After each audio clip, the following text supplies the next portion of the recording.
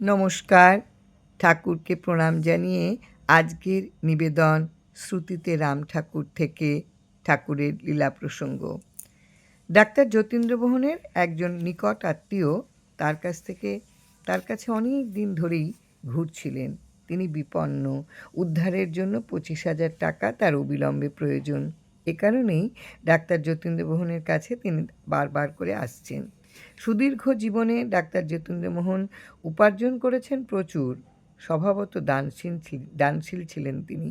সঞ্চয় করা সেজন্যই তার পক্ষে সম্ভব হয়ে ওঠেনি। একথা বিশ্বাস করবে কে? এক হাতে তিনি অর্থ এনেছেন, বিলিয়েছেন অন্য হাতে। প্রার্থী তার গৃহ থেকে পূর্ণ প্রাপ্তি নিয়েই ফিরেছেন। অনেক সময় প্রার্থী যা পেয়েছেন তা তার প্রার্থিত অঙ্কেরও অধিক। নিঃশেষে দান করার মধ্যেই পরমানন্দ পেতেন ডাক্তার যতীন্দ্রমোহন। কোনোদিন দান করার তেমন সুযোগ না পেলে খুঁতখুত করত তার মন।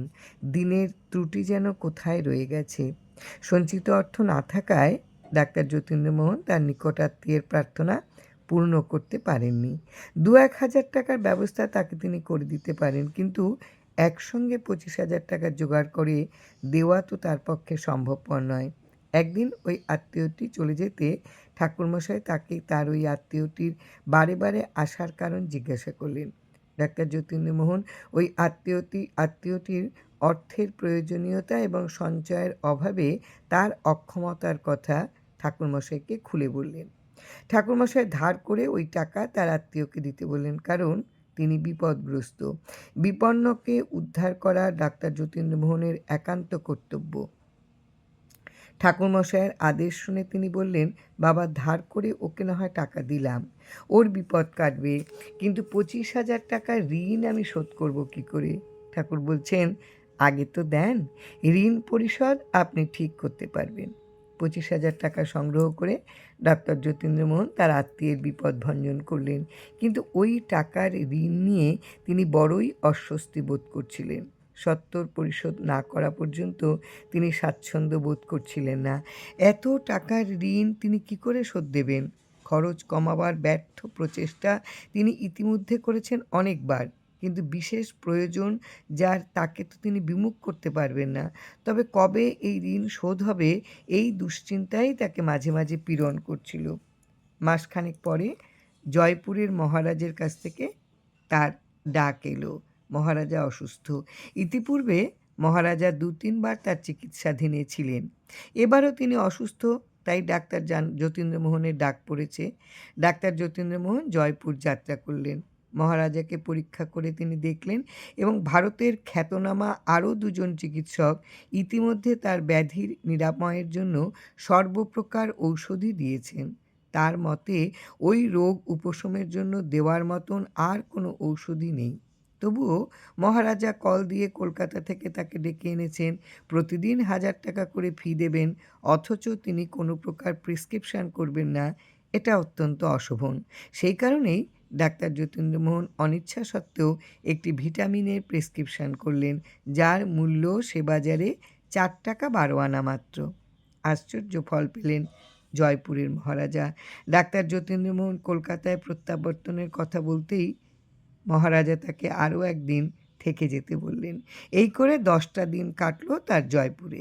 মহারাজা সুস্থ হয়ে গেলেন সম্পূর্ণ। ডাক্তার যতীন্দ্রমোহনও কলকাতায় ফিরে এলেন। ইতিপূর্বে মহারাজার বাড়িতে যে কয়েকবার তিনি গিয়েছিলেন, প্রতিদিনের জন্য তিনি ফি পেয়েছিলেন 1,000 টাকা করে, কিন্তু এবারের মতন এত দীর্ঘদিন জয়পুরে তাকে থাকতে হয়নি। মনে মনে তিনি হিসাব করছিলেন যে 10 দিনের জন্য তো 10,000 টাকা পাওয়া যাবে, আর পেলে সঙ্গে সঙ্গে মহাজনকে টাকাটা দিয়ে আসবেন। বাকি 15,000 টাকা দেখা যাক, ঠাকুরমশাইয়ের কৃপা করে পরিশোধ করতে পারবেন। জয়পুর থেকে ডাক্তার যতীন্দ্রমোহনের ফিরে আসার 4-5 দিন পরে মহারাজার জনৈক পদস্থ কর্মচারী নিয়ে এলেন ডাক্তার যতীন্দ্রমোহনকে লেখা মহারাজার এক ব্যক্তিগত পত্র এবং নগদ 25,000 টাকা। 25,000 টাকা দেখে তিনি একটু বিভ্রান্ত হয়ে পড়লেন। ভাবলেন ভুল করে মহারাজা বেশি টাকা পাঠিয়েছেন, কিন্তু মহারাজার পত্র তার পত্রে পারিশ্রমিক হিসাবে 25,000 টাকা লেখার কথা উল্লেখ থাকায় ডাক্তার যতীন্দ্রমোহনের বিভ্রান্তি বিদূরিত হলো। রাজকর্মচারীগণ চলে যাওয়ার পর তিনি নিজের গাড়ি নিয়ে প্রথমে ছুটলেন মহাজনের বাড়িতে। মহাজনের ঋণ পরিশোধ করে তিনি গাড়ি নিয়ে ঘোরালেন ঠাকুরমশাই তখন কলকাতায় যে বাড়িতে অবস্থান করেছিলেন সেই বাড়ির পথে। ঠাকুরমশাইয়ের চরণ দুখানি ধরে তিনি জানালেন তার ঋণ পরিশোধের কথা। একটু উচ্চকণ্ঠে বললেন, খুব বেশি হলে আমি 10 দিনের জন্য 10,000 টাকার বেশি কখনোই ভাবতে পারিনি, কিন্তু বাবা, মহারাজা আমাকে 25,000 টাকা পাঠিয়েছেন, আমার প্রাপ্য টাকার 2.5 গুণ বেশি। এ যেন আমার ঋণ পরিশোধের জন্যই মহারাজা 25,000 টাকা দিয়েছেন।